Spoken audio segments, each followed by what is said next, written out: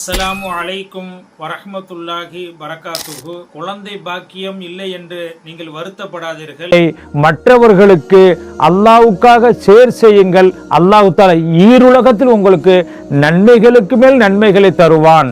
ஜக்கரியா அலைஹி வஸலாத்து வஸலாம் அவர்கள் அல்லாஹ்விடத்தில் கேட்டார்கள், ஹுனாலிக தஆ ஜக்கரியா ரப்பஹு, இறைவா எனக்கு குழந்தை பாக்கியத்தை கொடு என்று கேட்டார்கள்.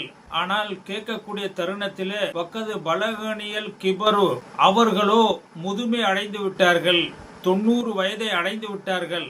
அது மட்டுமல்ல, தன்னுடைய மனைவியோ ஆக்கிரா மலடியாக ஆகிவிட்டார்கள். இப்படிப்பட்ட நேரத்திலே அல்லாஹ்விடத்திலே கேட்கிறார்கள். காரணம், அல்லாஹு தஆலா கொடுப்பான். வயது முதிர்ந்தாலும் மனைவி மலடியாக இருந்தாலும் இறைவன் நிச்சயமாக கொடுப்பான், கொடுக்கக்கூடிய சக்தி பெற்றவனாக இருக்கிறான் என்று அவர்கள் அல்லாஹ்விடத்திலே கேட்டார்கள். ஆனால் அல்லாஹு தஆலா ஜக்கரியா அலைஹி வஸலாத்து வஸலாம் அவர்களுக்கு குழந்தை பாக்கியத்தை கொடுத்தான். என்றைக்கு கொடுத்தான்?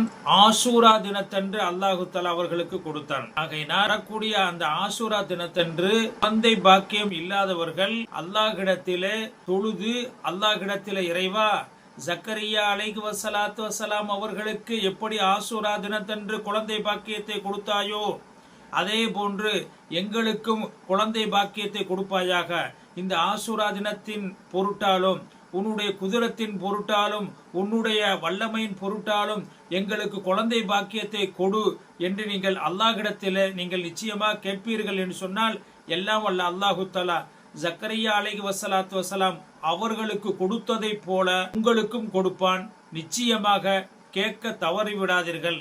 அஸ்ஸலாமு அலைக்கும் வரஹ்மத்துல்லாஹி பரகாத்துஹு.